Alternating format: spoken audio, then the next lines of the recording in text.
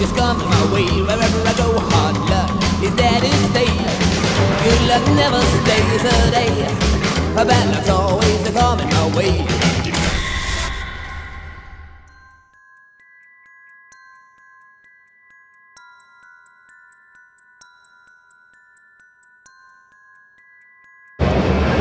Thank you for joining the Grimm Life Collective here at Spooky Empire 2019 in Tampa, Florida. I'm standing with James Ransone from It Chapter 2.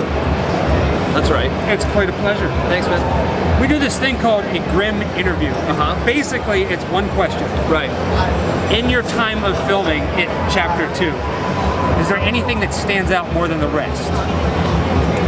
There's a lot that stands out about that movie, but people talk to me about the puke scene a lot, where I get thrown up on, the demon bum.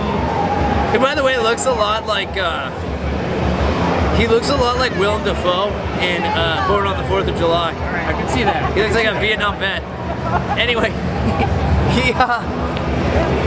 when they puked on me and they throws up gallons and gallons and gallons and gallons of brown tempera paint in my mouth. A lot of people don't know this. That was the last thing that I shot in that movie, which meant that I waited months. We shot that movie for so long, and they just kept moving it because I'd be like, all right, like we're gonna get the puke thing out of the way today, and they would like run out of the day, and then literally my going away present was about 8 gallons of brown puke in my mouth, and it was so much that I almost passed out because I couldn't breathe.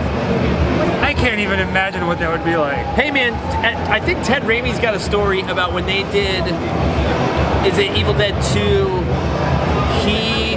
You should ask him about it. He has a very similar thing where his brother made him dress up in that he plays the old witch lady, and he made him stand around for hours.